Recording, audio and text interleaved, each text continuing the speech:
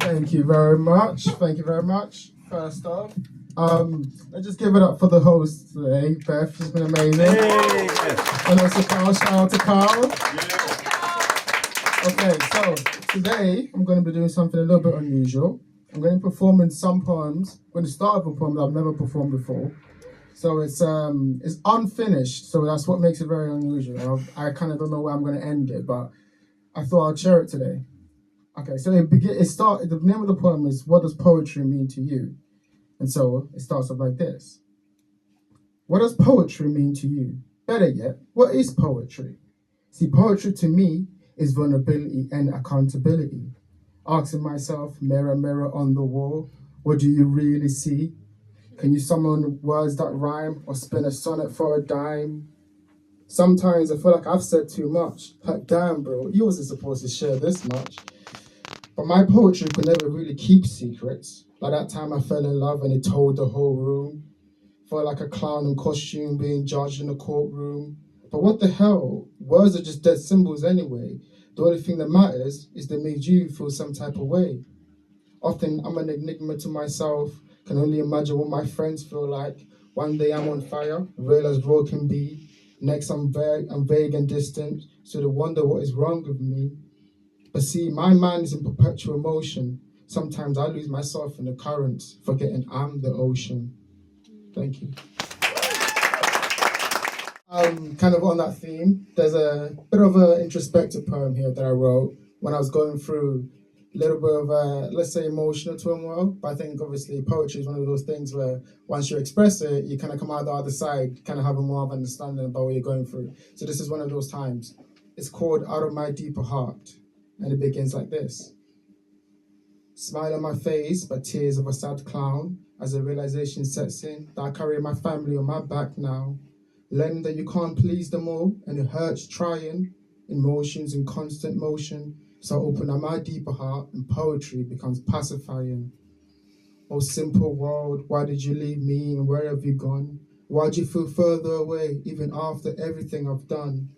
Looking at the man in the mirror, the only one who's known me for eternity, wondering, is it because you love me that you expect so much of me?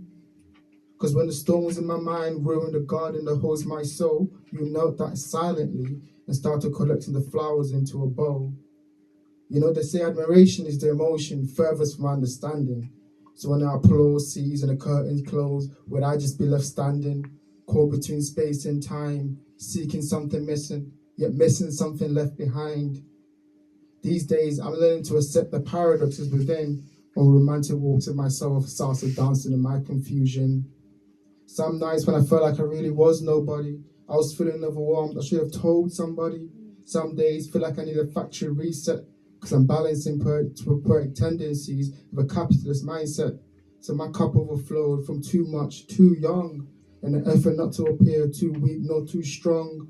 Mind caught in infinite regress, thinking there's so many possible outcomes to address, constantly strategizing, only to digress, my brain adapting to function under duress. Now these still waters run so very deep, but this introspective habit of mine I know I must keep.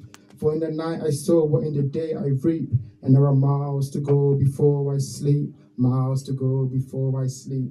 No, my greatest enemy is still my own ego. Ergo, I'm telling myself it's not that deep, so let it go. I had strings pulling on me, but now I'm free, like Pinocchio. There are no strings on me. Thank you. Wow. New poems I've never performed before. As the first time performing, so we see how it goes. It's called Love in a Capitalist Society. So lately, I've been seeking that Shakespearean type of love, so I'm avoiding the decadent, redefining my idea of relationship, deepening the sentiment. I'm lucid dreaming, spiraling, because it seems like romantics love's dying. My friends say I'm out of touch, and I'm thinking too much. They're like, it's okay to relax and let these apps be a crutch. But I feel like I'm lost in translation with a whole generation. Truth is, our modern view of love rarely meets my expectation. Would you rather be loved and understood, or simply left alone as long as you think you're good? But what do I know? I hate to admit, but sometimes I'm the hypocrite. If real love is in short supply, then I'll take the counterfeit. Another young man camping at the bit, caught in desire, looking for a needle of connection within a haystack on fire. Find myself transfixed by the lady in the red dress, distracted and free falling into the matrix. Should I give into my lust for nature, lured into the lion's den, never to be seen again, or give my whole self to the stranger, resigned to loving again? She's like, what a travesty that you expect so much of me. How about we just simply enjoy each other's company?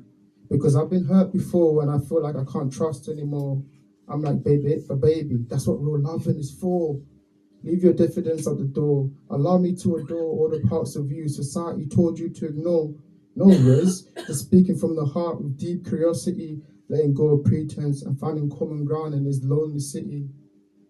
Deep conversations and laughter, solely men in the broken parts of each other, then maybe we'll long for a future where we sing lullabies together.